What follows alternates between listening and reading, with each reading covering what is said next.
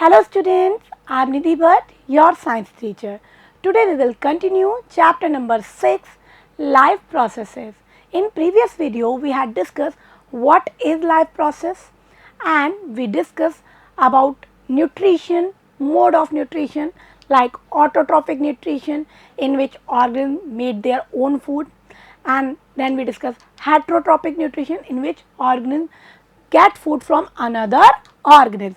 Okay students, and we discuss some subtypes of autotrophic nutrition and heterotrophic nutrition. Today we will start part number 2, nutrition in plants, and in this part we will briefly discuss about autotrophic nutrition in plants means photosynthesis. Okay students, तो कैसे होता है plants का food making का process, photosynthesis में किन किन materials की हमें नीड होती है, उस सभी को हम आज डिस्कस करेंगे. Okay student, so let's start. So first, what is photosynthesis? Students, हमने जूनियर क्लास में भी पढ़ा था. Photosynthesis is a process in which plant make their own food by using carbon dioxide, water, sunlight and chlorophyll. Okay, and in this process oxygen gas is liberated. ये हम junior classes में भी पढ़ चुके हैं. देखेंगे students, process by which autotrophs, autotrophs means अपना खाना खुद बनाने वाले, take CO2 and water and convert these into carbohydrate. CO2 और वाटर को लेकर के क्या करेंगे, वो कार्बोहाइड्रेट बनाएंगे, मीन्स फूड बनाएंगे. Okay student, in presence of chlorophyll, और किसके प्रेजेंस में होगा ये chlorophyll, which is present in green leaves. Okay, and sunlight, sunlight हमें दिन में मिलेगी सन से, है ना, इज कॉल्ड फोटोसिंथेसिस. उसी प्रोसेस को हम क्या कहते हैं, photosynthesis, and it is done by green plants and blue green algae. Okay student, तो ये तो हम पहले भी पढ़ चुके हैं, बट स्टूडेंट्स अब क्योंकि हमें क्लास 10th में उसके स्टैंडर्ड के अकॉर्डिंग हमें इसको थोड़ा पढ़ना है, तो हम इसको और डिटेल में जानेंगे कि किस तरह से ये प्रोसेस होता है. ओके स्टूडेंट्स, तो सबसे पहले हम देखेंगे रिएक्शन. रिएक्शन में हमने देखा 6 मॉलिक्यूल कार्बन डाइऑक्साइड के react with 12 molecule of water in presence of sunlight and chlorophyll. They form C6H12O6. ये क्या है, ग्लूकोज है, मीन्स कार्बोहाइड्रेट की ही एक सिंपलर फॉर्म है ग्लूकोज. उसका फॉर्मेशन हुआ, ठीक है. साथ में क्या बना बाय प्रोडक्ट की फॉर्म में, ऑक्सीजन. ओके स्टूडेंट्स, साथ में 6 मॉलिक्यूल वाटर के दोबारा फॉर्म हो रहे हैं, मीन्स 12 यूज हुए थे, 6 फॉर्म हो रहे हैं. तो कई जगह आपको ये रिएक्शन ऐसे भी मिलती है कि आपको यहाँ पे इस तरह से मिलेगी, 6 CO2 plus 6 H2O. It react with sunlight and chlorophyll की प्रेजेंस में, then it will form C6H12O6 plus 6 O2. तो ये रिएक्शन भी करेक्ट है, ठीक है. यहाँ हमने 12 H2O ली है तो 6 दोबारा रिफॉर्म भी किए, तो उसको मैं इस तरह से भी लिख सकती हूँ. ओके स्टूडेंट, तो क्या क्या यूज हुआ, कार्बन डाइऑक्साइड, वाटर, क्या फॉर्म हुआ, ग्लूकोज, बाय प्रोडक्ट क्या बना, ऑक्सीजन. ओके स्टूडेंट, ये है क्लोरोफिल, ठीक है. डायग्रामेटिकली अगर हम देखें तो देखेंगे स्टूडेंट्स, सन से सनलाइट आ रही है, कार्बन डाइऑक्साइड कहाँ से ले रहा है प्लांट, एनवायरनमेंट से, वाटर हमें पता है रूट्स एब्जॉर्ब करेंगी, है ना, तो वाटर आ रहा है, कार्बन डाइऑक्साइड आ रही है, लीव्स में लाइट आ रही है, और ये लीव्स कैसी है, ग्रीन, यानी क्या है, इसमें क्लोरोफिल प्रेजेंट है. ये क्या करेगी, एक रिएक्शन करेगी, एक प्रोसेस करेगी जिसको हमने फोटोसिंथेसिस कहा, और इस प्रोसेस में बनेगा कार्बोहाइड्रेट और लिबरेट होगी ऑक्सीजन. ओके स्टूडेंट, ये प्रोसेस क्या है हमारा, photosynthesis. Okay student, now we will discuss some another fact about photosynthesis. ये तो हमने जूनियर क्लास में भी पढ़ा है, अब इसके अलावा जो फैक्ट्स हैं उनको हम डिटेल में डिस्कस करेंगे. तो देखेंगे स्टूडेंट्स, इम्पॉर्टेंट फैक्ट. सबसे पहले ये जो प्रोसेस हुआ फोटोसिंथेसिस का, इसमें एक एनर्जी का ट्रांसफॉर्मेशन हुआ है, कन्वर्जन हुआ है. सन से हमने जो एनर्जी ली वो कौन सी एनर्जी थी, लाइट एनर्जी. उससे हमने फूड बनाया, फूड क्या है, केमिकल एनर्जी. तो सबसे पहले तो स्टूडेंट ये याद रखेंगे कि फोटोसिंथेसिस में सोलर एनर्जी और we can say light energy, दोनों बात सही है, it converted into chemical energy. तो देखेंगे solar energy is converted into chemical energy. Okay student, पहली बात आई आपको समझ में, सोलर एनर्जी या लाइट एनर्जी भी कह सकते हो आप, सन की जो लाइट है उससे एनर्जी ली है, it converted into chemical energy. Next, what is the site of photosynthesis, कहाँ होता है? ग्रीन लीव्स, हम सब ने पढ़ा है ग्रीन लीव्स में होता है, बट ग्रीन लीव्स में ही क्यों होता है? ग्रीन लीव्स में ऐसा क्या है?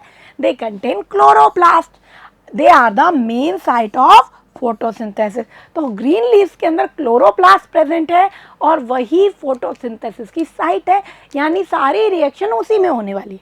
ओके स्टूडेंट्स, क्लोरोप्लास्ट में क्या प्रेजेंट है? Green pigment chlorophyll. Okay, sunlight absorb by chlorophyll, और इसका काम क्या है? जो सनलाइट आ रही है उसको ये एब्जॉर्ब करेगा, यानी सबसे पहला काम क्लोरोफिल का है कि जो सन से सनलाइट आई उसको इसने एब्जॉर्ब किया। ठीक है, कैसा है ये? ग्रीन कलर का पिगमेंट है, इसलिए मैंने बताया in presence of chlorophyll, chlorophyll की प्रेजेंस में ही फोटोसिंथेसिस होगा, क्योंकि वो ही उस सनलाइट को एब्जॉर्ब करेंगे और बाद में प्लांट में रिएक्शन होकर वो सन से जो लाइट एनर्जी हमें मिल रही है वो कन्वर्ट होगी केमिकल एनर्जी। ओके स्टूडेंट, यहाँ पे एक चीज़ में और मैं फोकस करूँगी स्टूडेंट्स, ये पिगमेंट जो ग्रीन कलर का दिखाई देता है, प्लांट्स में कई तरह के पिगमेंट होते हैं। ठीक है, क्रोमोप्लास्ट मीन्स जो डिफरेंट कलरफुल होते हैं, लाइक लाइकोपीन, जेंथोफिल और भी कुछ पिगमेंट्स प्रेजेंट होते हैं प्लांट में। ये क्या करते हैं? प्लांट के उन पार्ट्स को कलर देते हैं, कलर प्रोवाइड करते हैं। तो यहाँ पे एक चीज़ स्टूडेंट समझेंगे कि क्लोरोफिल का ग्रीन कलर क्यों है, या लीव्स जो प्लांट्स की आपको दिख रही हैं वो ग्रीन कलर की क्यों हैं। ठीक है, या मैं लीव्स की बात नहीं भी करूं, कोई भी चीज़ जब आपको जो कलर दिखाई देता है उसका वो कलर क्यों है, उसका रीज़न। अगर हम फिजिक्स में लाइट का थोड़ा सा एक छोटे से एक बेसिक को समझे तो स्टूडेंट्स, हम जो विजिबल लाइट देखते हैं वो 7 कलर से मेडअप है। ठीक है, कौन से है वो colour? VIBGYOR, violet, indigo, blue, green, yellow, orange, red. ठीक है, ये 7 कलर है जो विजिबल लाइट को फॉर्म करते हैं। अब कोई भी एक सब्सटेंस है, सपोज ये एक सब्सटेंस है, इस पे लाइट आ रही है ना, और लाइट इससे टकरा करके बाउंस होकर के रिफ्लेक्ट भी होगी। ठीक है, तो वो जो ऑब्जेक्ट है जिस पे हमने लाइट को इंसिडेंट किया है, ठीक है, वो उस लाइट का कुछ पार्ट एब्जॉर्ब करता है और कुछ पार्ट रिफ्लेक्ट करता है। तो हमें इन 7 कलर्स में से कुछ कलर तो एब्जॉर्ब हो गए और कुछ कलर रिफ्लेक्ट हो गए। तो हमें किसी भी ऑब्जेक्ट का जो कलर दिखाई देता है, एक्चुअल में वो ऑब्जेक्ट उस कलर को रिफ्लेक्ट कर रहा है और बाकी कलर को एब्जॉर्ब कर रहा है, इसलिए हमें वो कलर दिखाई दे रहा है। तो मैं जब कह रही हूँ क्लोरोफिल के कारण ग्रीन पिगमेंट ग्रीन कलर दे रहा है, इट मीन्स क्लोरोफिल जो है वो लाइट के इस वाले पार्ट को एब्जॉर्ब कर रहा है, violet, indigo, blue, yellow, orange, red, सिर्फ ग्रीन को ही रिफ्लेक्ट कर रहा है, इसीलिए हमें लीव्स ग्रीन कलर की दिखाई देती हैं। ओके स्टूडेंट्स, तो इसलिए पिगमेंट कैसा है? ग्रीन कलर का है। ओके स्टूडेंट्स, और इसमें ये प्रॉपर्टी है, इसमें ये कैपेसिटी है कि ये सनलाइट को एब्जॉर्ब करके एक्साइटेड होगा और उसे से फोटोसिंथेसिस स्टार्ट होगा। तो जब लीव्स के बारे में हम बात कर रहे हैं तो उसकी एक बार स्ट्रक्चर को देख लेते हैं। तो देखेंगे स्टूडेंट्स, ये लीव का एक क्रॉस सेक्शन एरिया है। ठीक है, इसमें देखेंगे, आपने देखा है लीव्स पे इस तरह से रिप्स होती है, लीव पे है ना, वेन्स होती हैं, और बीच में ये मोटी सी एक लाइन आपने लीफ पे देखी होगी, that is called midrib, उसको हम मिड रिप कहते हैं। ठीक है, यहाँ से हमने इसका क्रॉस सेक्शन लिया है और उसको माइक्रोस्कोप में अगर हम देखें तो हमें इस तरह की स्ट्रक्चर दिखाई देगी। ये जो अपर पार्ट है ये है अपर एपिडर्मिस, इसके ऊपर एक वैक्सी क्यूटिकल भी होती है, एक पतली सी एक लेयर होती है। ठीक है, और उसके नीचे क्या होती है? Upper epidermis. एंड जो ये लोअर पार्ट आपको दिख रहा है दैट इज लोअर एपिडर्मिस। ठीक है, यहाँ पे अपर एपिडर्मिस और लोअर एपिडर्मिस के बीच में आपको ये जो पार्ट दिखाई दे रहा है, इसमें ये जो इस तरह के पैचेस आपको दिख रहे हैं ये ग्रीन होता है एक्चुअल में। ठीक है, ये क्या है? क्लोरोप्लास्ट। यही क्या है? हमारे क्लोरोप्लास्ट, जो कि क्या है? फोटोसिंथेसिस की साइट। ओके स्टूडेंट्स, एक चीज़ और नोटिस करेंगे स्टूडेंट्स, यहाँ पे एक वर्ड है गार्ड सेल। हम आगे डिस्कस करेंगे इस चीज़ को, लेकिन अभी आप डायग्राम में इसको समझेंगे। तो स्टूडेंट्स, ये है हमारी गार्ड सेल्स। ठीक है, और उनके बीच में एक है स्पेस, खाली जगह, मीन्स ये हैं छोटे छोटे होल्स। ठीक है, tiny pores present on leaves which are called stomata. ठीक है, तो ये क्या है स्टूडेंट्स? These are stomata. आगे हम डिस्कस करने वाले हैं स्टोमेटा का क्या फंक्शन है। और stomata is surrounded by 2 guard cell. एक स्टोमेटा 2 गार्ड सेल से सराउंडेड है। ओके स्टूडेंट्स, और स्टोमेटा की प्रेजेंस आप देखेंगे तो अपर एपिडर्मिस में थोड़ी कम है। जो अगर मैं लीफ को इस तरह से लूँ तो लीफ का जो ऊपर का लेयर है अपर एपिडर्मिस उसमें कम है स्टोमेटा, जबकि लोअर एपिडर्मिस में स्टोमेटा का प्रेजेंस ज़्यादा होता है। क्यों होता है डिस्कस करेंगे जब हम स्टोमेटा की स्ट्रक्चर को समझेंगे, उसके फंक्शन को समझेंगे, तब हम इस चीज़ को डिस्कस करेंगे। तो क्या देखा हमने लीफ के क्रॉस सेक्शन स्लाइड में कि इसमें क्यूटिकल होती है, फिर अपर एपिडर्मिस है, नीचे लोअर एपिडर्मिस है, और ये जो बीच का पार्ट है इसमें हमने क्या देखे chloroplast which contain chlorophyll green pigment and which is responsible for absorption of sunlight. Okay students, तो यहाँ तक की बात आपको समझ में आ गई। नेक्स्ट पॉइंट हम देखेंगे इनऑर्गेनिक न्यूट्रिएंट।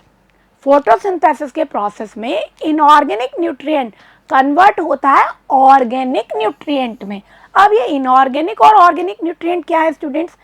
हमने रिएक्शन में कार्बन डाइऑक्साइड और वाटर को यूज किया, ये सिंपल फॉर्म है। तो सिंपल फॉर्म में जो न्यूट्रिएंट होते हैं उन्हें हम इनऑर्गेनिक न्यूट्रिएंट कहते हैं। और इससे बना हमारा कार्बोहाइड्रेट या हम कह सकते हैं ग्लूकोज, ठीक है, C6H12O6, ये कॉम्प्लेक्स फॉर्म है और इसमें कार्बन भी प्रेजेंट है। ये कहलाते हैं ऑर्गेनिक न्यूट्रिएंट। तो इट मीन्स फोटोसिंथेसिस में इनऑर्गेनिक न्यूट्रिएंट कन्वर्ट होते हैं ऑर्गेनिक न्यूट्रिएंट में। ओके स्टूडेंट्स, छोटे छोटे यहीं से आपके क्वेश्चन पुटअप होते हैं एग्जाम में, ठीक है। अब ये जो कार्बोहाइड्रेट फॉर्म हुआ, ये एनर्जी जो यूज कर ली प्लांट में, बाकी स्टोर एनर्जी रहेगी, वो किस फॉर्म में रहेगी? It is stored in form of starch. किसकी फॉर्म में? स्टार्च की फॉर्म में। इंपॉर्टेंट क्वेश्चन है ये। Carbohydrates are stored in form of starch. जो भी उन्होंने यूज अप कर ली एनर्जी, उसके बाद में जो कार्बोहाइड्रेट बचा वो प्लांट में कौन से फॉर्म में स्टोर हो जाता है? स्टार्च की फॉर्म में। ओके स्टूडेंट, तो ये कुछ इंपॉर्टेंट फैक्ट है जो हमें जानना जरूरी है फोटोसिंथेसिस के बारे में। And oxygen is produce as by product. भाई मेन प्रोडक्ट क्या है हमारा? कार्बोहाइड्रेट, और साथ में क्या बन रही है? ऑक्सीजन। तो इस रिएक्शन में हम उसको बाय प्रोडक्ट भी कह सकते हैं। ओके स्टूडेंट, तो ये हमने जाने फोटोसिंथेसिस के बारे में कुछ important facts. Okay student, now raw material, कौन कौन से रॉ मटेरियल यूज हुए फोटोसिंथेसिस में? सबसे पहले हमें पता है सनलाइट यूज हुई। सनलाइट कहाँ से मिलेगी? सन से मिलेगी, ठीक है।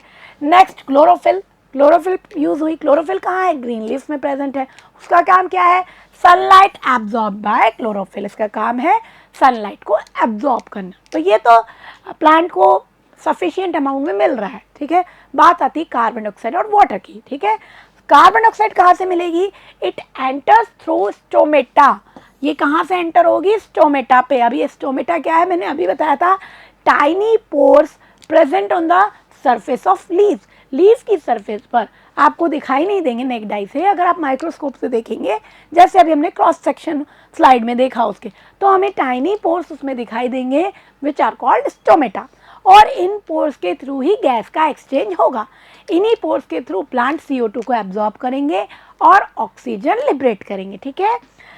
एंड ऑक्सीजन इज रिलीज्ड, और इन्हीं स्टोमेटा के थ्रू ऑक्सीजन जो बन रही है फोटोसिंथेसिस में वो रिलीज होगी। ओके स्टूडेंट्स, ठीक है। तो गैस का एक्सचेंज किसके थ्रू हुआ? स्टोमेटा के through, through stomata present on the leaf, ठीक है। तो CO2 स्टोमेटा के थ्रू एंटर होगी और ऑक्सीजन गैस लिबरेट होगी in the process of photosynthesis, ठीक है स्टूडेंट्स। यानी कि हमें ये पता लग गया गैस एक्सचेंज कौन करेगा? स्टोमेटा करेंगे। ओके स्टूडेंट, और नेक्स्ट रॉ मटेरियल कौन सा है हमारा? That is water. वाटर कहाँ से आएगा? आप पेड़ को पानी देते हैं ना, ठीक है, पॉटेड प्लांट होता है, या आपने गार्डन में भी अगर उसको लगाया तो हम क्या करते हैं? पानी देते हैं मिट्टी में। क्या करती हैं प्लांट की रूट्स? उस वाटर को एब्जॉर्ब करती हैं, और उस वाटर के साथ कुछ मिनरल्स को भी एब्जॉर्ब करती है जो प्लांट के लिए एसेंशियल हैं, और वो रूट्स के साथ से कहाँ पहुँच जाते हैं? लीव्स तक पहुँच जाते हैं। कैसे पहुँचते हैं रूट से लीव्स तक? ये हम स्टडी करेंगे जब हम डिस्कस करेंगे ट्रांसपोर्टेशन इन प्लांट्स, वो बात की चीज़ है। अभी हमें बात करनी है सिर्फ फोटोसिंथेसिस की। तो हमें ये पता है कि रूट्स सॉइल से वाटर को एब्जॉर्ब करती हैं, ठीक है। So water and dissolve mineral like nitrogen, phosphorus etcetera taken up by the roots from the soil. Okay student, तो प्लांट को सभी रॉ मटेरियल मिल गए, अब वो क्या करेगा, फोटोसिंथेसिस। अब यहाँ हमने डिस्कस किया स्टोमेटा के बारे में, क्योंकि बहुत इंपॉर्टेंट रोल है स्टोमेटा का कि गैस का एक्सचेंज वही करेगा। कार्बन डाइऑक्साइड स्टोमेटा से ही अंदर आएगी और तभी तो फोटोसिंथेसिस होगा। इट मीन्स स्टोमेटा के बारे में जानना हमारे लिए ज़रूरी है। So now we discuss about stomata. Okay students, stomata are small opening present on the epidermis of leaves. Leaves के ऊपर की जो लेयर मैंने आपको डायग्राम में दिखाई थी, एपिडर्मिस क्यूटिकल के नीचे होती है, ठीक है, उसमें छोटे छोटे सी ओपनिंग्स और वी कैन से पोर्स होते हैं जो क्या कहलाते हैं, they are called stomata. Okay students, play an important role in gaseous exchange. इनका एक काम क्या है, मेन फंक्शन क्या है इनका, गैसियस एक्सचेंज। फोटोसिंथेसिस और गैस एक्सचेंज करेंगे तो फोटोसिंथेसिस में भी हेल्प कर ही रहे हैं। एंड ट्रांसपिरेशन, और एक और फंक्शन क्या है इनका, transpiration. What is transpiration, loss of excess water in form of water vapour, ठीक है। प्लांट जो वाटर को एब्जॉर्ब कर रहा है रूट से, उसका कुछ पार्ट वो यूज़ करता है और जो एक्सेस पार्ट है जो यूज़ नहीं हुआ, ठीक है, उसको इन स्टोमेटा के थ्रू, जब सन की रेज आती हैं, बहुत ज़्यादा हीट होती है, तो इन स्टोमेटा के थ्रू वो वाटर वेपर की फॉर्म में निकल जाता है, that is called transpiration. Okay student, तो ये सभी काम, गैस एक्सचेंज, फोटोसिंथेसिस और ट्रांसपिरेशन, ये किसके थ्रू होते हैं, स्टोमेटा के थ्रू होते हैं। अब मैंने आपको एक बात बताई थी कि अपर एपिडर्मिस में स्टोमेटा थोड़े कम प्रेजेंट होते हैं, लोअर एपिडर्मिस में ज़्यादा होते हैं, ठीक है, यानी लीफ की ऊपर वाली सतह जो है वो उसमें कम होंगे स्टोमेटा, नीचे ज़्यादा होंगे। क्यों, क्योंकि ट्रांसपिरेशन थोड़ा रेगुलेट मैनर में ही होना चाहिए। तो सन की रेज ऊपर पड़ रही है ना, तो अगर ऊपर की एपिडर्मिस में ज़्यादा होंगे स्टोमेटा तो क्या होगा, ज़्यादा लॉस हो जाएगा वाटर का, तो वो भी प्लांट के लिए सही नहीं है। इसलिए स्टोमेटा कहाँ होता है, लोअर एपिडर्मिस पे ज़्यादा होते हैं। कार्बन डाइऑक्साइड तो लोअर एपिडर्मिस से भी अंदर जा सकती है, ठीक है। तो इसलिए मैंने आपको स्ट्रक्चर में ये चीज़ बताई थी, ठीक है। ये समझ में आ गया, स्मॉल ओपनिंग्स होती हैं जिन्हें हम स्टोमेटा कहते हैं। लेकिन इन स्टोमेटा का भी एक फंक्शन होता है, ये कैसे ओपन होते हैं और कैसे क्लोज होते हैं। Actually stomata are surrounded by two guard cell. Okay, दो बीन शेप की गार्ड सेल्स होती हैं इस तरह की, ये इसको सराउंडेड रखती हैं और इन्हीं गार्ड सेल का फंक्शन है स्टोमेटा को क्लोज करना और ओपन करना। जब प्लांट्स को गैस एक्सचेंज करना होगा तब ये ओपन होंगे और जब गैस एक्सचेंज की नीड नहीं होगी तो ये क्लोज हो जाएंगे। Okay students, so the opening and closing of the pore is a function of guard cell. किसका काम है ये, गार्ड सेल का। And each stomata is surrounded by two guard cell which are of bean shaped. कैसे shape की होती है, been shape की होती है। ओके स्टूडेंट्स, अब ये कैसे करेंगे ओपनिंग और क्लोजिंग। सो स्टूडेंट्स, यहाँ पे हमें थोड़ा सा ऑस्मोसिस जो हमने पढ़ा था 9th क्लास में उसको याद करना है।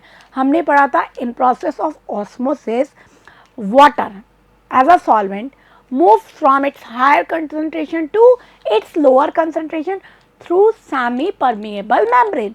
वाटर अपनी हाई कंसंट्रेशन से अपनी लो कंसंट्रेशन की तरफ मूव करेगा सेमी परमेबल मेम्ब्रेन के थ्रू। इसी प्रोसेस को हमने कहा था ऑस्मोसिस, ठीक है। फॉर एग्जांपल, हम किशमिश को पानी में भिगोते हैं और सुबह देखते हैं वो फूल जाती है, क्योंकि जो हमारी जो किशमिश है उसके अंदर वाटर का कंटेंट कम था और हमने उसे डिप कर दिया एक वाटर से फिल किए हुए बाउल में। तो क्या होगा, वाटर उस मेम्ब्रेन को पार करके उस किशमिश के अंदर जाएगा, ठीक है। तो सेल के अंदर गया, उसे हमने कहा एंडोऑस्मोसिस, ठीक है। तो जब अंदर गया तो वो एकदम फूल गई, और यहाँ फूल गई उसी से मतलब है टर्गर प्रेशर, मीन्स उसके अंदर एक प्रेशर बिल्डअप हो गया, ठीक है। सेम ऐसा ही प्लांट के अंदर गार्ड सेल्स में होता है। जब इनमें वाटर अंदर एंटर होता है मीन्स एंडोऑस्मोसिस होता है। ऑस्मोसिस भी टू टाइप्स का होता है। अगर सेल के अंदर वाटर का फ्लो हो रहा है इट मीन्स एंडोऑस्मोसिस, और अगर सेल के बाहर वाटर का फ्लो हो रहा है इट मीन्स एक्सोऑस्मोसिस। तो जब एंडोऑस्मोसिस होगा तो सेल क्या हो जाएंगी, स्वेल अप हो जाएंगी, फूल जाएंगी, और इस तरह से फूल करके वो खींचेंगी कि स्टोमेटा जो है वो ओपन हो जाएगा। ओके स्टूडेंट, तो देखेंगे the opening and closing of stomata depend on the turgor pressure caused by the osmotic flow of water in the guard cells। Guard cells के अंदर वाटर का जो ऑस्मोटिक फ्लो हो रहा है उससे जो टर्गर प्रेशर बन रहा है उसी पे डिपेंड करेगा कि स्टोमेटा ओपन हो रहा है या क्लोज हो रहा है, ठीक है।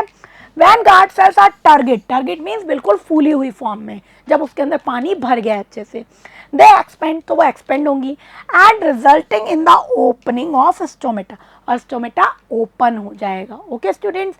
And when guard cell lose water, जब गार्ड सेल से एक्सोऑस्मोसिस होके वाटर का लॉस होगा, ठीक है, दे बिकम फ्लैसिड, पिचक जाएंगी वो, है ना, they become flaccid leading to stomatal closure, और उसके कारण स्टोमेटा क्लोज हो जाएंगे, ठीक है स्टूडेंट। तो ये दिखा रखा है, ये इनकी टारगेट सिचुएशन है, जब ये एंडोस्मोसिस करके बिल्कुल स्वेलअप हो गई है और क्या हुआ है, बीच का जो ओपनिंग है वो खुल गई है, जिसको हमने स्टोमेटल पोर कहा है। दीज आर गार्ड सेल्स, ये क्या है, गार्ड सेल्स है, ओके स्टूडेंट्स। ये इनके अंदर क्लोरोप्लास्ट प्रेजेंट है, और जब वो उनमें से एग्जॉस्ट में से होकर सारा वाटर बाहर निकल गया, लॉस हो गया वाटर का, तो वो कैसी हो गई, फ्लैसिड, पिचकी हुई हो गई, और इस तरह से पास आकर के उन्होंने स्टोमेटल पोर को क्लोज कर दिया, ओके स्टूडेंट। तो ये मैकेनिज्म भी आपको याद रखनी है।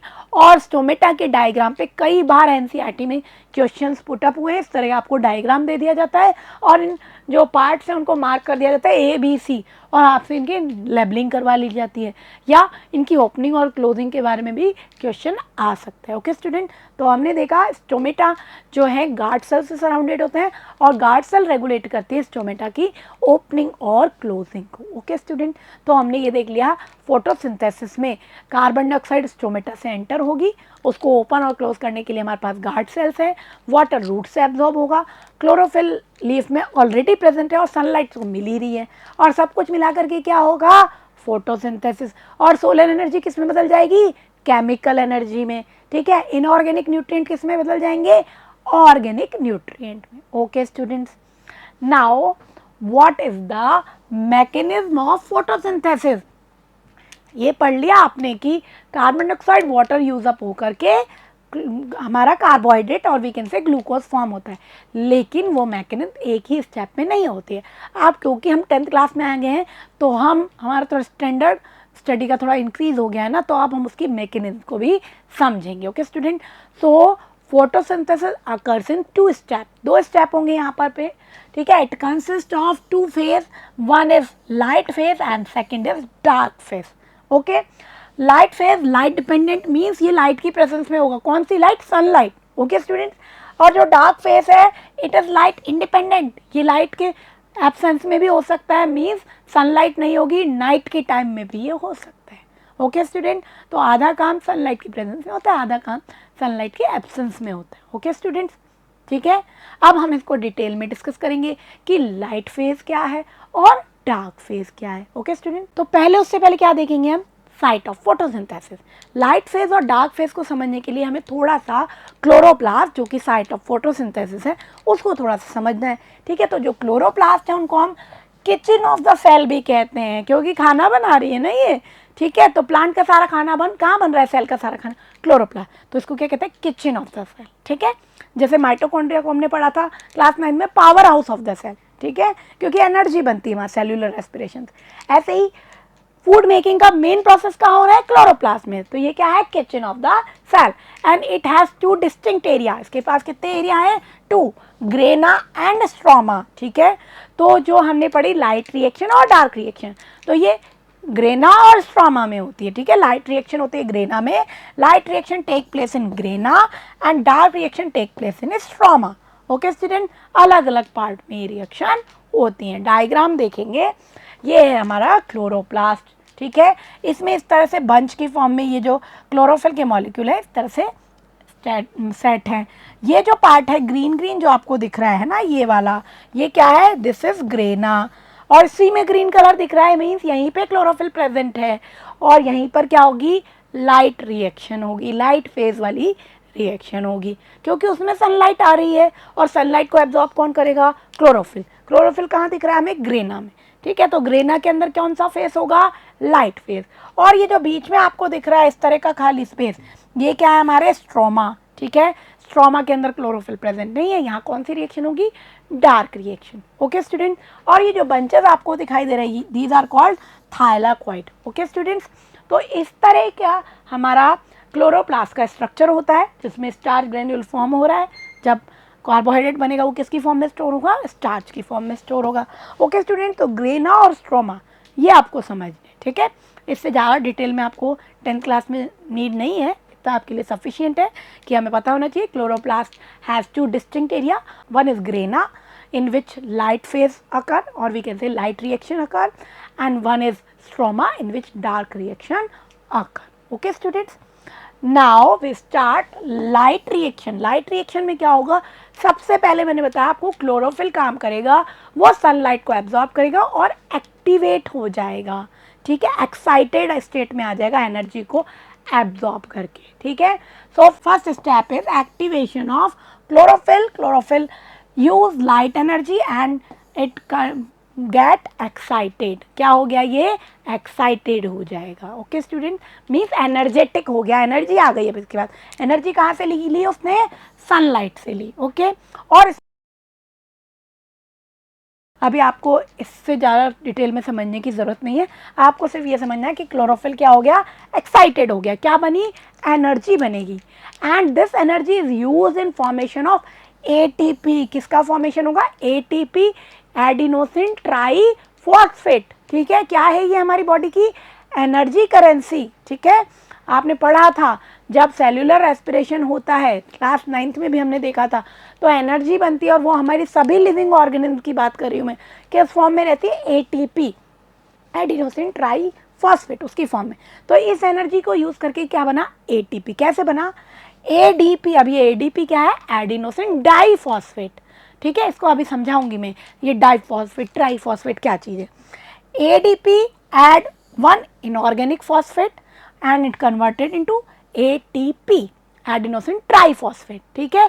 ये डाईफॉस्फेट था, डाई मतलब 2, अब बन गया ट्राईफॉस्फेट, ट्राई मीन्स 3, तो 2 फॉस्फेट तो इसके पास थे, एक और ले लिया, तो एडीपी कन्वर्ट हो गया एटीपी में।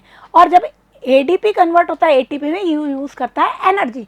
एनर्जी कहाँ से मिली इसे, जब क्लोरोफिल एक्साइटेड हुआ और उसने इलेक्ट्रॉन रिलीज किया तो बहुत सारी एनर्जी बनी, उस एनर्जी को यूज़ करके एडीपी किस में बदल गया, एटीपी में। तो हमारी बॉडी में एटीपी से एडीपी और एडीपी से एटीपी बनता रहता है, समझेंगे स्टूडेंट। एक्चुअल में एटीपी है क्या, आपने बहुत बार नाम सुना है, तो इसको समझेंगे कि what is ATP.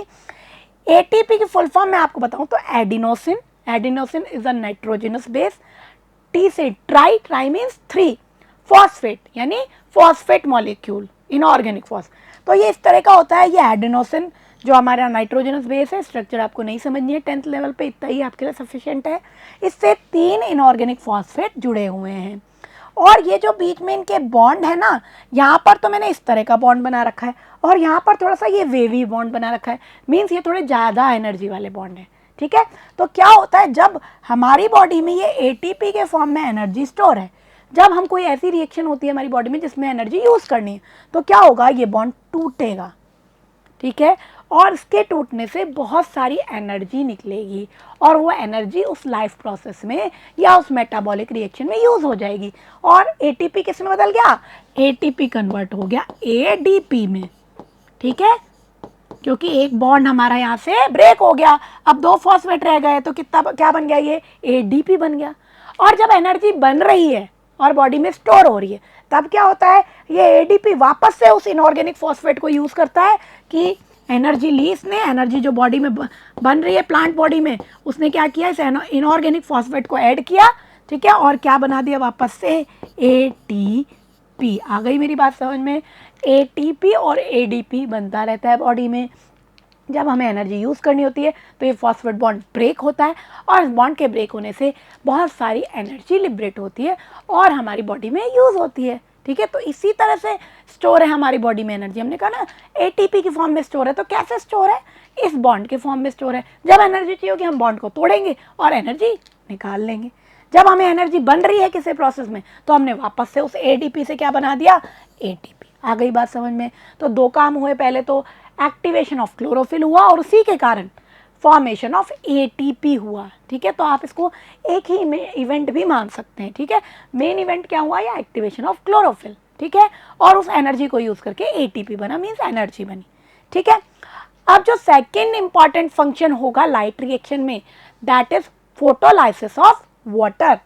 Photolysis of water, photo means light, sunlight, और लाइसिस जहाँ भी आ जाए ना वर्ड साइंस में, लाइसिस मीन्स तोड़ना, तो हम सनलाइट को यूज करके वाटर के मॉलिक्यूल को ब्रेक डाउन करेंगे, दैट इज कॉल्ड फोटोलाइसिस। और ये बहुत इंपॉर्टेंट है, जो हम कहते हैं ना ऑक्सीजन बनती है, बाय प्रोडक्ट फॉर्म में ऑक्सीजन बनती है, वो ऑक्सीजन कहाँ से आ रही है, वाटर के मॉलिक्यूल को ब्रेक डाउन करके आ रही है। ठीक है, कैसे ब्रेक डाउन करेंगे, 4H2O ये ब्रेक डाउन हुआ H+ और OH- आयंस में, तो इसके लिए भी इसने एनर्जी यूज की है, जो भी एनर्जी क्लोरोफिल ने एब्जॉर्ब की थी ना, उस एनर्जी से ही ये सारे फंक्शन हो रहे हैं। ठीक है, अब ये 4OH- कन्वर्ट होगा, वाटर के 2 मॉलिक्यूल दोबारा से बनाएगा और ये बनाएगा ऑक्सीजन, और ये ऑक्सीजन कहाँ जाएगी, एटमॉस्फेयर में जाएगी। तो ऑक्सीजन का फॉर्मेशन कैसे होता है, वाटर के फोटोलाइसिस से होता है, इसको याद रखेंगे। ठीक है, क्योंकि कई बार आपके दिमाग में एक चीज़ आती होगी कि फोटोसिंथेसिस की रिएक्शन में कार्बन डाइऑक्साइड है, यहाँ भी तो ऑक्सीजन है और वाटर भी है, तो ऑक्सीजन इससे निकल रही है या इससे निकल रही है, तो ध्यान रखना है आपको, ऑक्सीजन कहाँ से निकल रही है, वाटर से निकल रही है। ओके स्टूडेंट, CO2 को तो हम डार्क रिएक्शन में काम मिलेंगे। ठीक है, तो क्या हुआ, ऑक्सीजन लिबरेट हुई। ये जो 4H+ है ये भी यूज होंगे, किससे यूज होंगे, NADP। ये क्या है, अब जैसे ATP है ना बॉडी में, वैसे ही NADP भी एक केमिकल है जो कि इलेक्ट्रॉन कैरियर का काम करता है। फुल फॉर्म देखेंगे, निकोटिनामाइड एडेनिन डाइफॉस्फेट। ठीक है, ये इस इलेक्ट्रॉन्स और H+ को यूज करके रिड्यूस फॉर्म में आ जाता है, इट गेट रिड्यूस्ड, क्योंकि किसका एडिशन हुआ, हाइड्रोजन का। हाइड्रोजन का एडिशन क्या होता है, रिडक्शन। तो यहाँ पे ये ऑक्सीडाइज स्टेट में था, अब ये क्या हो गया, रिड्यूस, और जब ये रिड्यूस हुआ तब भी बहुत सारी एनर्जी बनी। तो एक तो बना था ATP, एक बना था NADPH, दोनों की फॉर्म में हमने क्या बना ली, बहुत सारी एनर्जी बना ली। तो हम कह सकते हैं ये दोनों एनर्जी बन गई।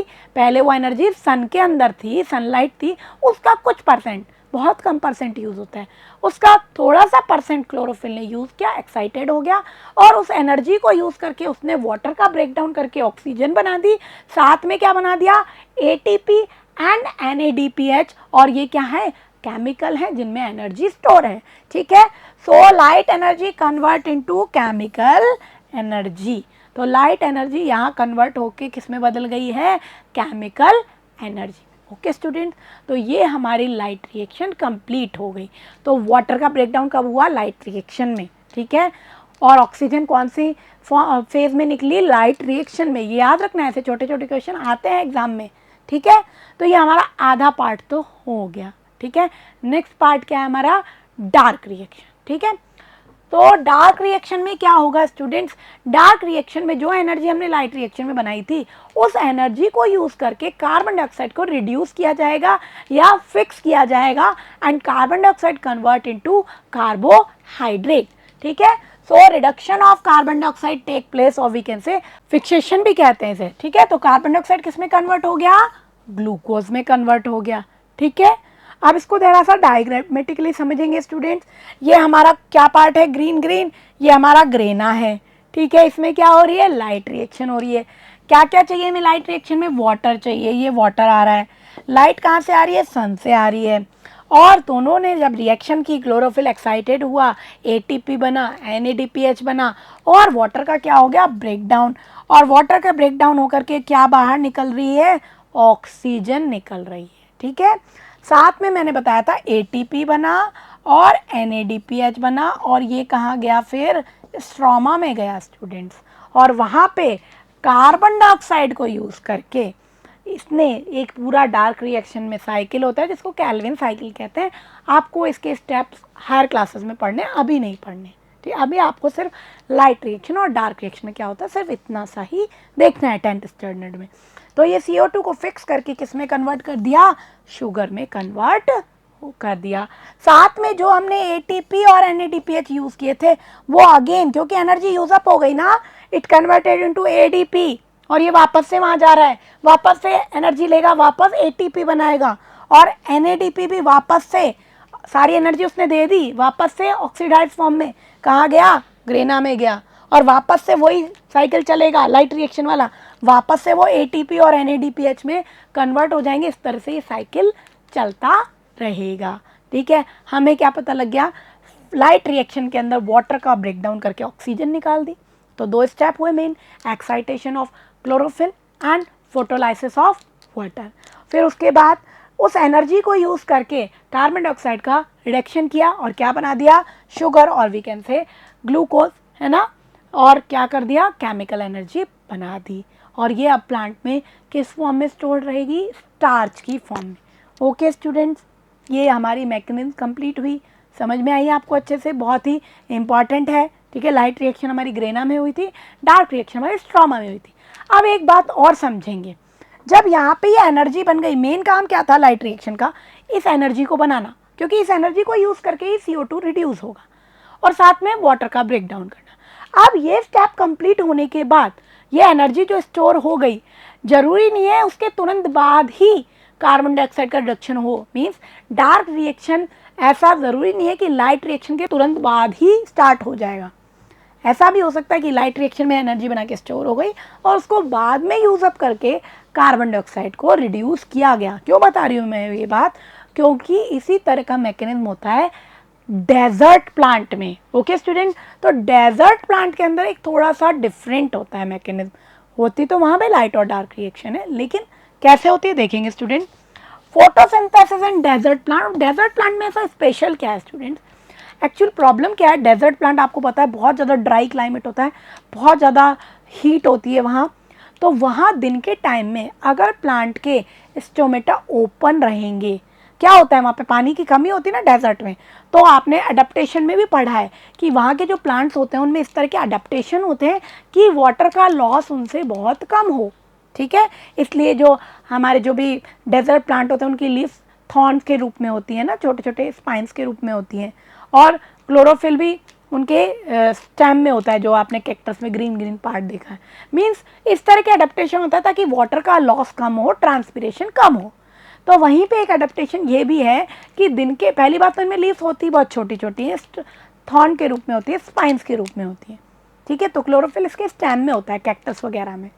अब क्या करते हैं, ये जो इनके स्टोमेटा हैं वो दिन के टाइम में क्लोज रहते हैं, अगर ओपन रहेंगे तो क्या होगा, बहुत सारी सनलाइट आ रही है, हीट आ रही है, तो बहुत ज़्यादा ट्रांसपिरेशन होगा और वाटर का लॉस होगा। वाटर का लॉस होगा तो क्या होगा, प्लांट को पहले ही वाटर कम मिल रहा है, वाटर का अगर लॉस हो गया तो क्या होगा, पानी की कमी हो जाएगी उसमें।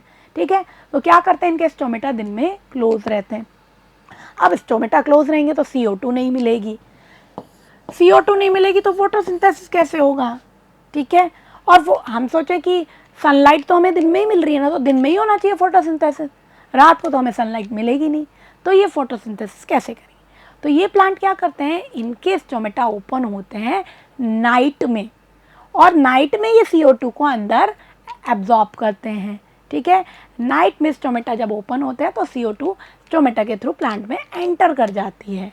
ठीक है, और क्या करते हैं, ये उस कार्बन डाइऑक्साइड को एक इंटरमीडिएट फॉर्म में कन्वर्ट करके रख लेते हैं। ठीक है, तो गैस तो इन्होंने रात को ले ली, ठीक है, स्टोमेटा क्यों चाहिए हमें, गैस एक्सचेंज के लिए, और दिन के टाइम में स्टोमेटा तो क्लोज रहेंगे, सनलाइट तो प्लांट को बिना स्टोमेटा ओपन हुए भी मिल जाएगी, तो दिन के टाइम में ये सनलाइट की एनर्जी को यूज़ करके जो इन्होंने CO2 से इंटरमीडिएट रात को ही CO2 एब्जॉर्ब करके बना लिया था, उसकी रिएक्शन अब ये उस सनलाइट से कराएंगे और अपना केमिकल एनर्जी फॉर्म करेंगे। तो देखेंगे students, in desert plant the stomata is open during night, stomata कब खुलेंगे, नाइट में।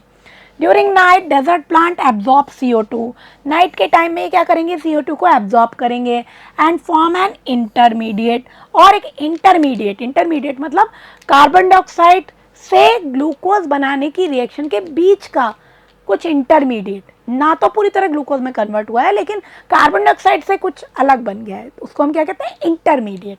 ठीक है, रिएक्शन के बीच का कुछ पार्ट बना लिया। ठीक है, during day time when stomata is close, during day time में क्या होगा, स्टोमेटा क्लोज रहेंगे to prevent loss of water, क्यों क्लोज रहेंगे, ताकि लॉस ऑफ वाटर ना हो।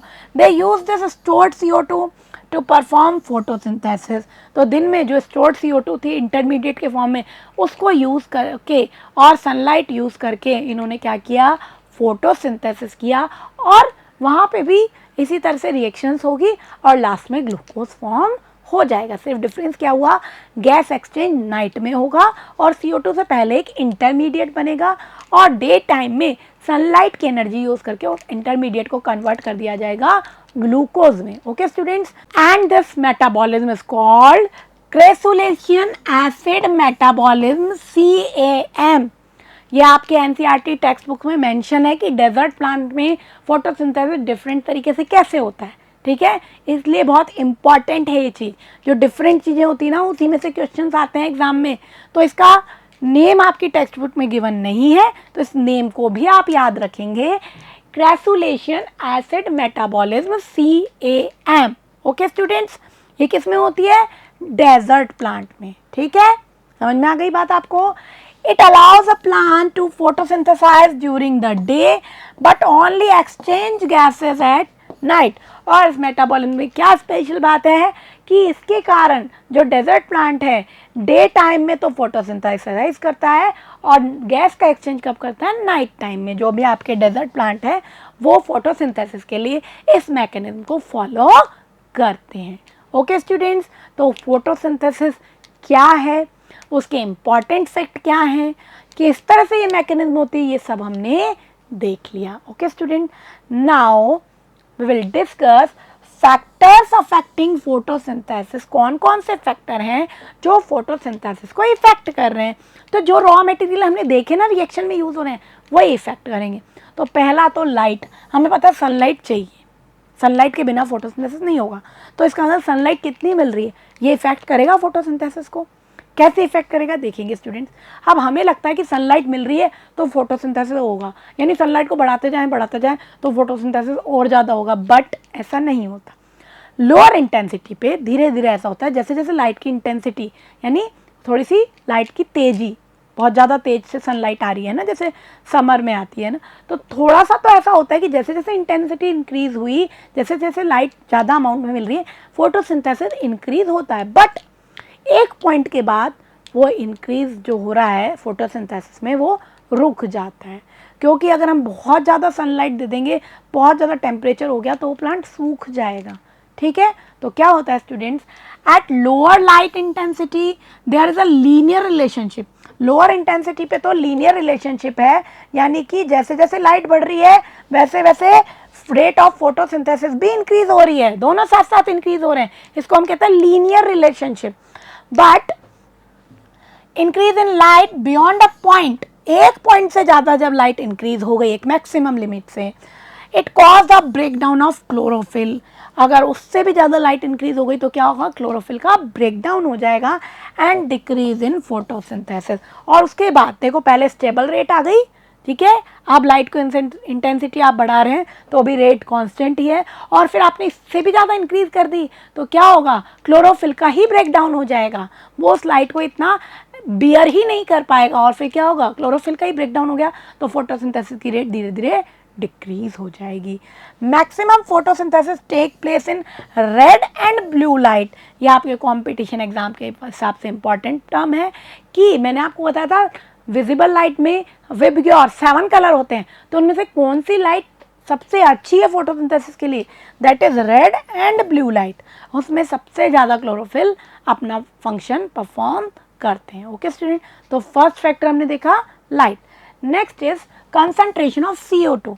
तो हमें पता है CO2 का ही फिक्सेशन करके कार्बोहाइड्रेट बन रहा है, यानी CO2 से ही तो हमारा फोटोसिंथेसिस हो रहा है। मीन ज़्यादा CO2 होगी तो ज़्यादा फोटोसिंथेसिस होगा, लेकिन यहाँ पर भी वही लाइट वाला फिनोमिना है। एक स्टेप तक तो ऐसा होगा, लेकिन उसके बाद बहुत ज़्यादा CO2 प्लांट के लिए टॉक्सिक हो जाएगी। उसके बाद CO2 इंक्रीज़ करने पर प्लांट में फोटोसिंथेसिस की रेट इंक्रीज़ नहीं होगी। तो देखेंगे higher concentration of CO2 helps in increasing the rate of photosynthesis. Higher concentration पे क्या होगा, रेट ऑफ फोटोसिंथेसिस भी इंक्रीज हो रही है, लेकिन एक सर्टेन लिमिट तक ही ऐसा होगा, उसके बाद वो टॉक्सिक होने लगेगी प्लांट के लिए, ठीक है। Usually range of 300 to 400 ppm part per million is adequate, यानी इतनी ही सफिशिएंट है, उससे ज़्यादा प्लांट को नहीं चाहिए होती है, ठीक है। तो देखेंगे CO2 के कंसंट्रेशन पे भी ग्राफ इंक्रीज हो रहा है, CO2 की कंसंट्रेशन इंक्रीज हो रही है, फोटोसिंथेसिस की रेट भी इंक्रीज हो रही है, लेकिन उसके बाद स्टेबिलिटी आ गई, रेट कैसी हुई, कांस्टेंट। ठीक है, इसके बाद और ज़्यादा अगर हमने 300 से 400 पार्ट पर मिलियन से भी ज़्यादा CO2 उसको दी तो वो प्लांट के लिए अच्छी नहीं होगी, टॉक्सिक होगी। Okay student, next is temperature. Temperature भी बहुत ज़्यादा मेंटेन करता है। ठीक है, तो टेम्परेचर कितना होना चाहिए प्लांट का आइडियल फोटोसिंथेसिस के लिए, 25 टू 35 डिग्री सेल्सियस। ठीक है, temperature range between 25 to 35 degree Celsius is important. अगर उससे ज़्यादा हो गया, टेम्परेचर बहुत ज़्यादा हो जाता है, जब आपने देखा बहुत तेज धूप में आपने प्लांट को रख दिया तो पौधा हमारा मुरझा जाता है, क्योंकि उसमें से बहुत ज़्यादा वाटर लॉस हो जाता है और प्लांट एक तरीके से बर्न हो जाता है, जल जाता है। ठीक है, और बहुत ज़्यादा फ्रीजिंग टेम्परेचर होगा, बहुत कम होगा तो भी फोटोसिंथेसिस अच्छे से नहीं होगा। ठीक है, तो देखेंगे ये ग्राफ इस तरह से होता है, पहले टेम्परेचर इंक्रीज़ हुआ तो फोटोसिंथेसिस की रेट भी इंक्रीज़ हो रही है, लेकिन उसके बाद डाउनफॉल आ रहा है, उसके बाद भी अगर टेम्परेचर इंक्रीज़ होता जा रहा है तो rate of photosynthesis will decrease. Okay student, तो इस तरह से टेम्परेचर भी फोटोसिंथेसिस की रेट को इफेक्ट करता है। Okay students, now the next point is water. Water तो हमें चाहिए ना, क्योंकि वाटर से ही स्टोमेटा भी ओपन हो रहे हैं और वाटर का ही ब्रेक डाउन हो रहा है इस रिएक्शन में। ठीक है, so water is an important factor in photosynthesis, useful in intake of CO2 and stomatal opening. CO2 को इनटेक करने में भी हेल्पफुल है, क्योंकि स्टोमेटा उसी से ओपन होंगे जब हमारी गार्ड सेल्फ हमारी स्वेल अप हो जाएगी और उसी से CO2 का इनटेक होगा, तो वाटर भी इम्पॉर्टेंट फैक्टर है। Next is pollution. पॉल्यूशन का भी इफेक्ट पड़ता है, ज़्यादा पॉल्यूशन होगा तो प्लांट डेड हो जाएंगे। क्या होता है, जो भी डस्ट स्मोक रिलीज होता है पॉल्यूटेंट्स की फॉर्म में, वो क्या करता है, इनकी एपिडर्मिस पे जम जाता है, डिपॉजिट हो जाता है और इनके जो स्टोमेटा होते हैं वो क्लॉग हो जाते हैं, बंद हो जाते हैं। तो क्या होगा, स्टोमेटा बंद हो गए, उनमें पॉल्यूटेंट जम गए एपिडर्मिस पे, तो क्या होगा, गैस का एक्सचेंज भी रुक जाएगा और फोटोसिंथेसिस नहीं हो पाएगा। सो industrial pollution and other particulates may settle on the leaf surface. This can block the pores of stomata, और उसके कारण स्टोमेटा के पोर क्लोज हो जाते हैं और फोटोसिंथेसिस की रेट भी डिक्रीज हो जाती है। तो ये हमने देखे कुछ फैक्टर्स जो फोटोसिंथेसिस को इफेक्ट करते हैं स्टूडेंट्स। ओके, अब हम देखेंगे कुछ एक्टिविटी जो गिवन है आपकी बुक में, दीज आर वेरी इंपॉर्टेंट, उस पर एप्लीकेशन बेस्ड क्वेश्चन आते हैं एग्जाम में। ठीक है, तो उनको हमें देखना है। तो फोटोसिंथेसिस को जो फैक्टर अफेक्ट करने वाले हैं उन्हीं से रिलेटेड हम दो एक्टिविटी करेंगे, जिसमें हम देखेंगे कैसे हम प्रूफ करते हैं कि फोटोसिंथेसिस के लिए CO2 और क्लोरोफिल रिक्वायर है, एसेंशियल है। ओके स्टूडेंट, सो टास्क नंबर 1, ठीक है, टेक अ पॉटेड प्लांट। हमने एक पॉटेड प्लांट लिया है with variegated leaves. Variegated leaves होती हैं जिनमें सभी जगह क्लोरोफिल पूरी तरह स्प्रेड नहीं होता, कुछ कुछ पैचेस में होता है। ठीक है, आपको दिखाई देती है कहीं से डार्क कहीं से हल्की, इस तरह की वेरीगेटेड लीव्स है ना। For example money plant and crotons, ये जो हमारे जो सजावटी पौधे होते हैं ना, ऑर्नामेंटल प्लांट्स, उनमें इस तरह की लीव्स मिलती हैं। तो we can take money plant और क्रॉटन लीफ, किसी की भी लीव्स हम ले सकते हैं। हमें कैसी लेनी है, वेरीगेटेड लीफ लेनी है। ठीक है, keep the plant in a dark room. तो यहीं से क्वेश्चन बनते हैं कि ऐसा क्यों किया, रीजनिंग वाले क्वेश्चन। सबसे पहले हमने प्लांट को लिखा रखा डार्क रूम में फॉर 3 डेज, 3 दिन तक। क्यों रखा, ताकि उसमें जो पहले से स्टार्च है बिल्कुल अंधेरे कमरे में रख दिया हमने 3 दिन तक, उसको धूप नहीं दिखाई, यानी 3 दिन तक उसमें फोटोसिंथेसिस नहीं होगा।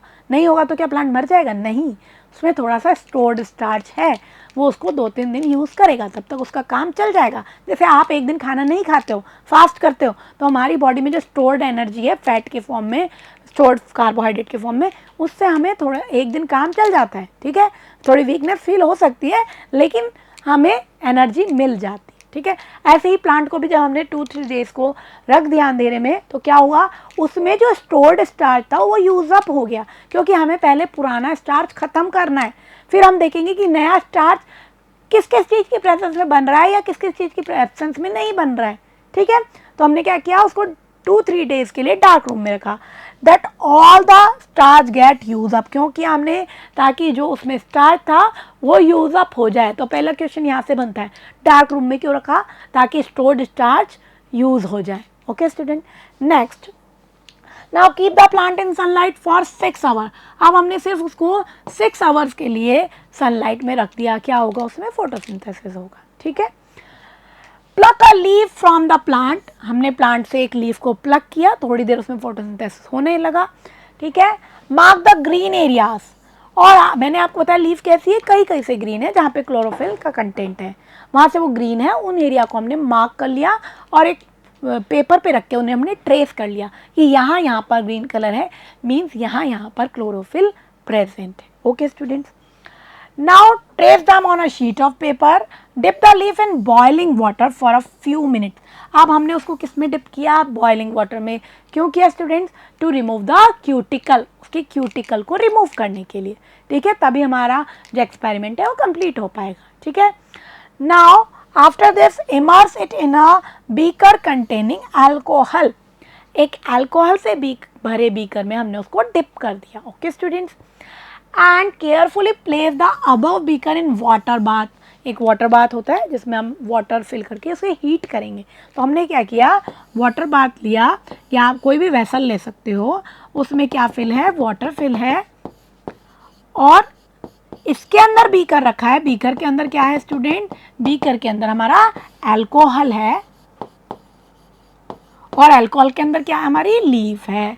ठीक है, अब हम इस वाटर को हीट करेंगे, क्योंकि अल्कोहल को डायरेक्ट हीट नहीं कर सकते। ठीक है, तो इनडायरेक्ट मेथड से हम क्लोरोफिल, वो जो लीफ है उसको हीट करेंगे विद अल्कोहल। अल्कोहल को डायरेक्ट हीट नहीं करना है, याद रखना है। ठीक है, तो हमने उसको बीकर को किस में रखा, वाटर बाथ में, and heat till the alcohol begin to boil. अब ये हीट बीकर तक पहुंच रही है और अल्कोहल भी धीरे धीरे बॉयल होने लगेगा। ठीक है, और बॉयल करने से क्या होगा, जो लीफ है अल्कोहल की प्रेजेंस में जब आप उसे बॉयल करोगे तो उसका सारा कलर, जो क्लोरोफिल है उसका सारा कलर चला जाएगा। ठीक है, the colour of leaf get light green, बहुत लाइट सी ग्रीन येलोइश सी आपको वो लीफ दिखने लगेगी। क्योंकि हमने ये काम अल्कोहल में बॉयल क्यों किया, ताकि उसका कलर रिमूव हो जाए। कलर रिमूव क्यों किया हमने, ताकि हम उस पर दूसरे कलर का टेस्ट कर सकें। ठीक है, now dip the leaf in a dilute solution of iodine for a few minute. अब हम इस लीफ को आयोडीन सॉल्यूशन में डिप करेंगे। क्यों करेंगे आयोडीन सॉल्यूशन में डिप, क्योंकि आयोडीन सॉल्यूशन टेस्ट करता है स्टार्च की प्रेजेंस को। अगर स्टार्च प्रेजेंट है किसी एरिया में तो वहाँ पे आयोडीन सॉल्यूशन डालने पर कलर आ जाएगा वॉयलेट। ठीक है, तो क्या ऑब्जर्वेशन हुआ, take out the leaf and rinse off the iodine solution. सबसे पहले हम उस लीफ को निकाल के थोड़ा सा वॉश कर लेंगे। Then we observe violet colour appears on the traced area. पहले लीफ इस तरह की थी, इसके इन पार्ट्स में हमारा क्लोरोफिल प्रेजेंट था। जब हमने इसको अल्कोहल में बॉयल किया, पहले हमने क्यूटिकल रिमूव की ताकि अल्कोहल इस पर रिएक्ट कर सके, फिर हमने अल्कोहल में बॉयल किया तो इसका ये ग्रीन कलर रिमूव हो गया। ठीक है, ग्रीन कलर रिमूव होने के बाद, लेकिन स्टार्च तो इसमें बन चुका था ना पहले ही, वो जो स्टार्च इसमें बना हुआ है उस पर हमने जब पूरी लीफ पे हमने आयोडीन सॉल्यूशन डाला तो हमने देखा जो ट्रेस एरिया थे, जो ग्रीन एरिया थे, वहीं पर वॉयलेट कलर आ रहा है। इसका मतलब जहाँ क्लोरोफिल था वहीं पर हमारा फोटोसिंथेसिस होके स्टार्च बना है। अगर हम अंधेरे में नहीं रखते प्लांट को तो उसमें इतना स्टार्च स्टोर हो चुका था कि पूरी लीफ में वो स्टार्च था, लेकिन हमने पहले उसे डार्क रूम में रखे। जो पहले का स्टार्च था, स्टोर्ड स्टार्च था, उसको पहले हमने यूज़ कर लिया था। फिर हमने उसको क्या रखा था, लाइट में रखा था और फोटोसिंथेसिस की कंडीशन उसको प्रोवाइड करा दी थी। फिर हमने उसको बॉयल किया वाटर में, देन अल्कोहल में, और फिर हमने उसको स्टार्च टेस्ट किया बाय आयोडीन। तो हमने क्या देखा कि ट्रेस एरिया पे ही वॉयलेट कलर आया है, यानी यहीं पर स्टार्च का फॉर्मेशन हुआ है, यानी यहीं पर फोटोसिंथेसिस हुआ है। तो क्या कंक्लूजन निकला, the trace area where chlorophyll is present starch formation take place. जो ट्रेस एरिया थे जहाँ क्लोरोफिल था वहीं पर स्टार्च फॉर्मेशन हुआ है, और वी कैन से वहीं पर फोटोसिंथेसिस हुआ है। ओके स्टूडेंट, तो बहुत इंपॉर्टेंट एक्टिविटी है, इसमें से कई बार क्वेश्चन पुटअप होता है। ठीक है, नेक्स्ट एक्टिविटी टास्क नंबर 2, इसमें हम देखेंगे is carbon dioxide essential for photosynthesis. क्या कार्बन डाइऑक्साइड के बिना फोटोसिंथेसिस होता है या नहीं होता है। तो देखेंगे, टेक 2 हेल्दी पॉटेड प्लांट, हमने 2 हेल्दी पॉटेड प्लांट लिए। ठीक है, which are nearly the same size के लिए हमने keep them in a dark room for 3 days। उसको भी हमने पहले डार्क रूम में रखा। सबसे पहले हम स्टार्च को यूज अप कराएंगे, पुराने स्टार्च। ठीक है, then now place each plant on separated glass plate. अब दोनों प्लांट को हमने एक सेपरेट ग्लास प्लेट पे रख दिया, 2 प्लांट लिए हमने ना। Place a watch glass containing potassium hydroxide, और एक वॉच ग्लास होता है छोटा सा, उसके अंदर हमने पोटेशियम हाइड्रोक्साइड रखा है KOH by the side of one of the plant. एक प्लांट के अंदर हमने इसको रखा है, बगल में प्लांट के, दूसरे में नहीं रखा है। The potassium hydroxide is use to absorb carbon dioxide. क्यों रखा है हमने KOH को? क्योंकि क्वेश्चन आया हुआ है एक बार कि अगर हम KOH को नहीं रखते तो क्या चेंज हो जाता है। तो हमने KOH को इसलिए रखा है ताकि वो जो कार्बन डाइऑक्साइड है उसको सारी को एब्जॉर्ब कर ले। ठीक है students. Cover both plant with separate bail jar, और दोनों प्लांट को हम बेल जार से कवर कर देंगे। ठीक है, इस तरह से। तो ये हमारा A प्लांट है, ये B प्लांट है। हमने पहले इसको डार्क में रखा 2-3 दिन, उसके बाद हमने इसको सनलाइट में रखा, लेकिन हमने उससे पहले क्या किया, एक के अंदर वॉच ग्लास में क्या रख दिया, KOH रख दिया।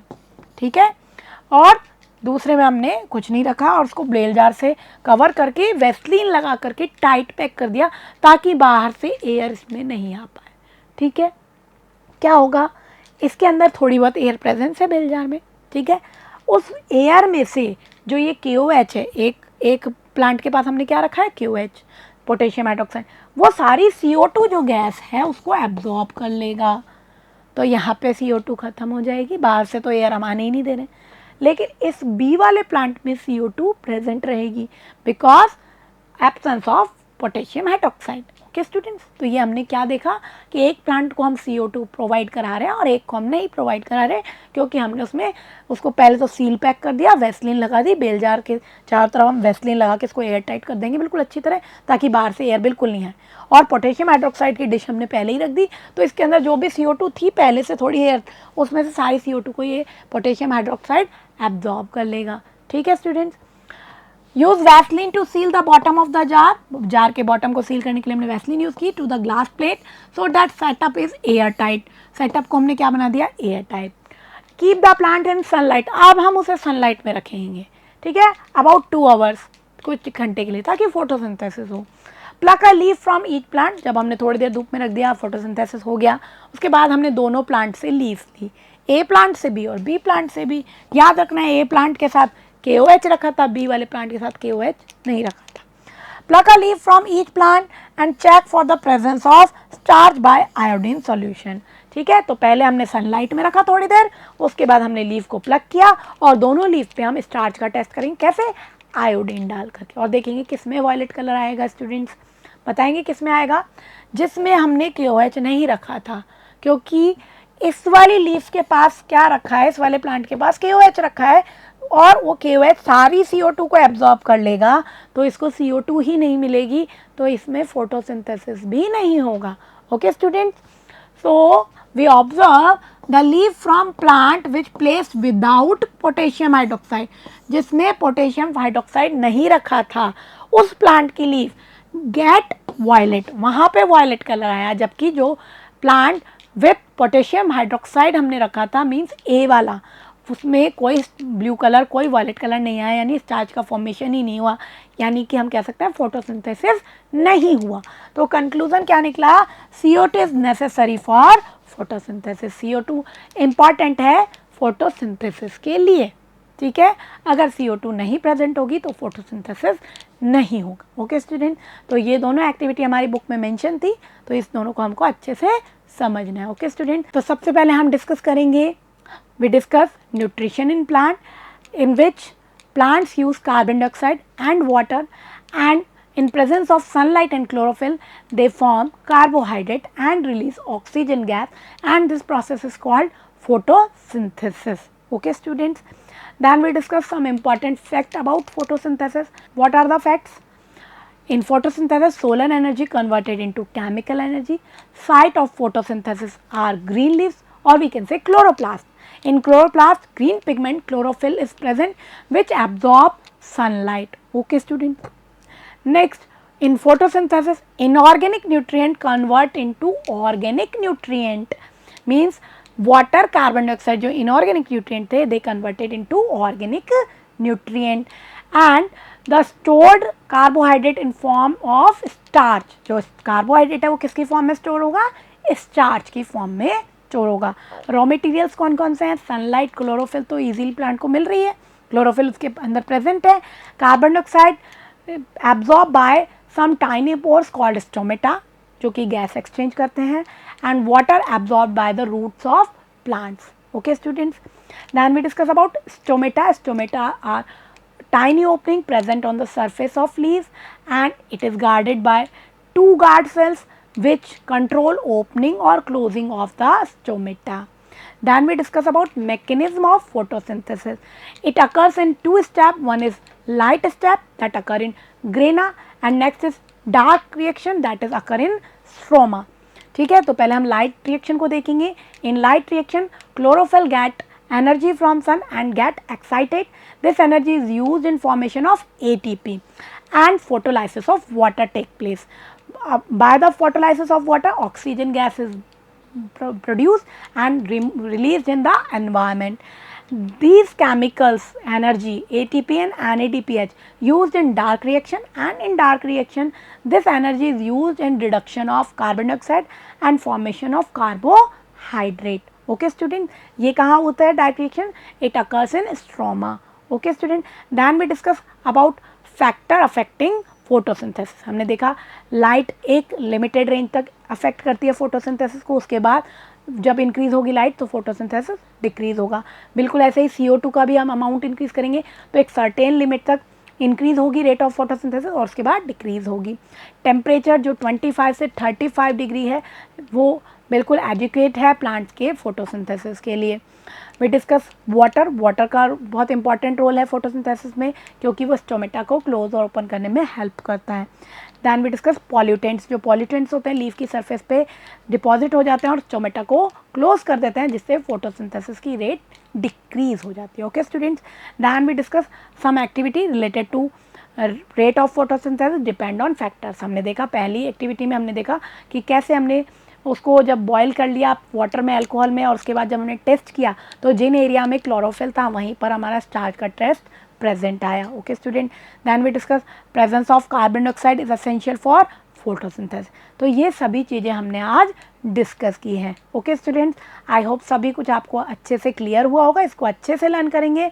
इन next video we will discuss nutrition in animals and basically in human being. Okay students, तब तक इसको लर्न करेंगे. Thank you.